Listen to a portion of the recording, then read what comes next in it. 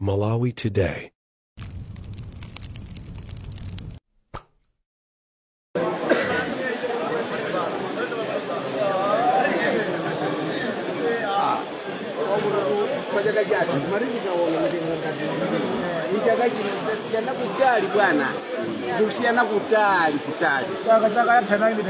Inaliokererapo koma chaka chino sizimene timembekeze kulimi ayi milengo ndi utsika pasi tetereza niwokwera tsono chaka chino tetereza wakwera mtengo kwambiri amene mitengo ya foja siyafika pasi moti ni zinthu zoti zoke sisoni kwambiri komanso reta kumayendera ija yakalekale osasiyakale 1700 ine nufotokoza panone sabata yathayi mkweni wanga wakamwalira kuijeni kuchani kukanengo chifukwa cha BP atawono nina kuti kodi apapo nyamata nikalikira chani timayikadzana lapakuti wakamwalira ku auction kogulitsa foja nona mitengo yasokutekera lameki wamwalira wakamwalira chifukwa cha BP bwana wamwalira chifukwa cha BP atanguona mmene zilili muganizira zakunyumba kodi anthu niwapanga bwanji anagwera amwemo ndipo tachita mwayi kwambiri tanguonani milengo yake tanguionani bwana si zinthu zolika pena bwanji tili kuangulirira mu mtimamu misozo machera mu mtima zedi.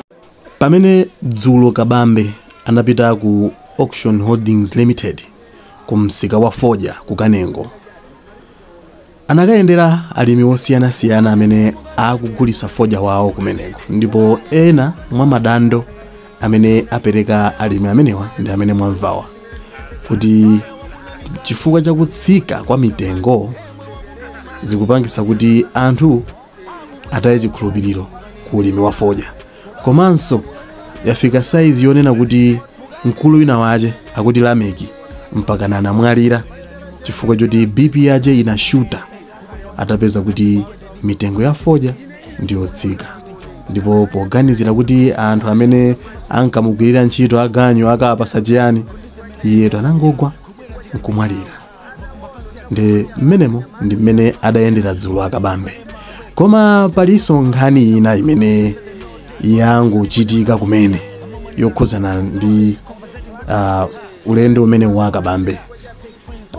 MBC anatulusa ripoti lonena kuti eni ake AHL anadandaula aku auction kumene kuti anadandaula malingana ndi kayendedwe ka Akabambe kakumeneko, akuti iwowa adakakamira kuti alowe mu msika wa foja umenewo koma asanatenge chilolezo chenicheni chochokera ku auction kumeneko.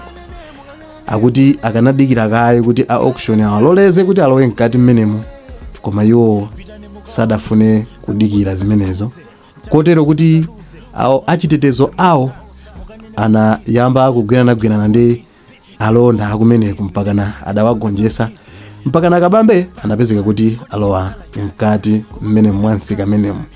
Zikuoneka kuti akuti Akabambe anayuza force kuti alowe mkati mwa msika umenewo.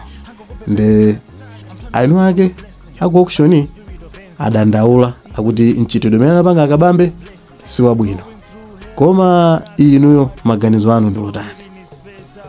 Chifukwa tu anzanu ndi akuying'alula uku kuti zimene akunena auction wa akunama kwambiri. Nde ena mwa comments amene anthuwa akunena ndi awa.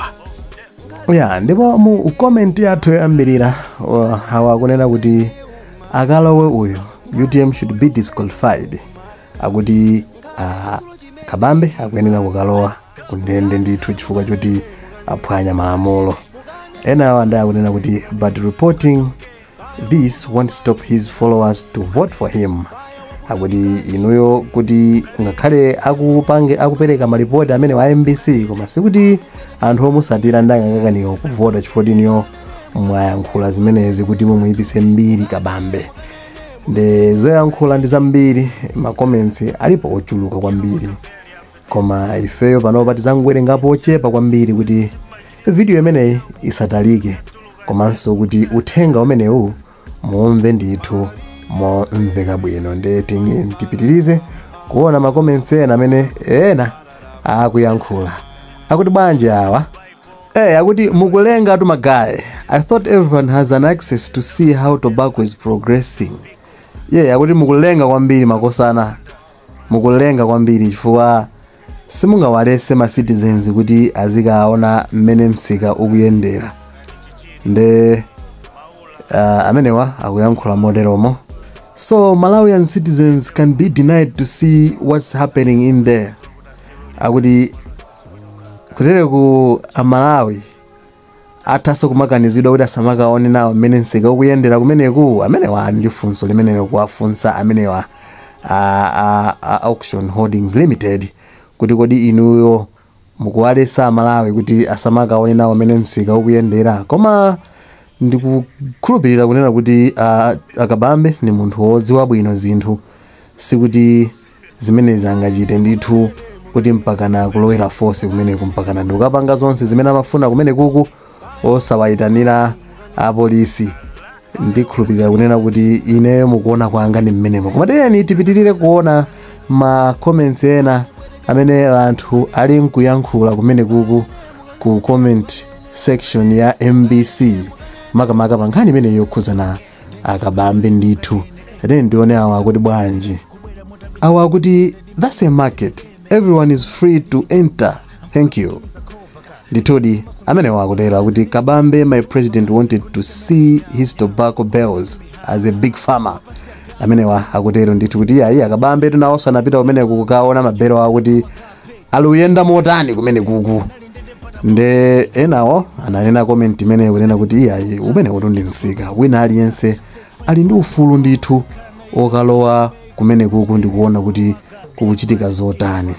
Nde ma comments adakalipo ndithu, koma mungatanenena kunena kuti sitiwerenga onse, tizangoona patali sinanga nthawi ndi nyengo sikutilola kutero. Komano nkhani yayikulu imene timafuna ifeyo tikupaseni ndi imene kunena kuti Akabambe dzulo anapita kumene koko ku auction kumene anakapanga chani, anakayendera msika wa Fodya ndi kuona kuti ukuyenda bwanji. Ndipo kumeneku anakumana ndi alimi amene amawapasa madando awo osiyanasiyana makamaka pa nkhani ya Fodya mmene akuyendera komanso mitengo yake mmene akugulisidwira kumene kuku. Nde enanso anadandaula kunena kuti ya mitengo imene akutigulira ife ndi yomwe ija ya chaka chatha. Ife timaona ngati chaka chino mitengo itsika ndithu, mitengo isintha ndithu nkumatigula mokwera, koma ayi ndithu mitengo imene akutigulira ife ndi ya chaka chatha.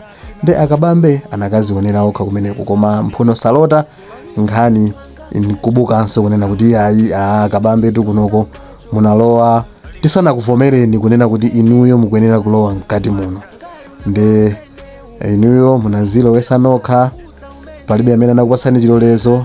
Nde koteroko mukuphwanya malamulo athu ngati malamulo aku Auction Holdings Limited. Nde nkhani ndi imeneyo.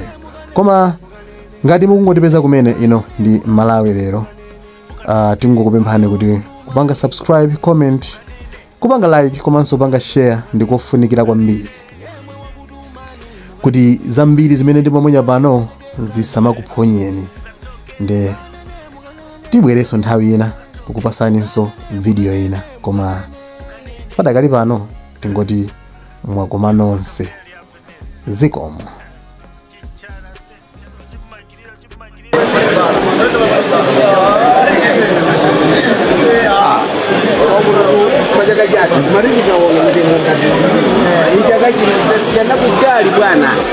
Kusiana kutali inaliokwelerapo, koma chaka chino sizimene timembekeze kulimi ayi milengo ndi uchika pasi tetereza ni wokwera. Tsono chaka chino tetereza wakwera mtengo kwambiri amene mitengo ya Fodya tika pasi moti ni zinthu zoti zopesisoni kwambiri. komanso leta kumayendera ija yakalekale ine nufotokoza panone sabata yathayi mkweni wanga wakamwalira kujani kukanengo chifukwa cha bibi atawono nina kuti kodi apapo nyamata nikalipira chani timayikadzana apakuti wakamwalira ku auction kogulitsa foja na mitengo yasokonekera timati Lamek wamwalira wakamwalira chifukwa cha bibi bwana wamwalira chifukwa cha bibi aranguona mmene zilili nuganizira zakunyumba kuti anthu niwapanga bwanji anagwera amwemo ndipo tachita mwayi kwambiri tanguonani mitengo yake tanguionani bwana si zinthu zoti kapena bwanji tiri kuangulirira mu mtimamu misozo machera mu mtima takumvani zedi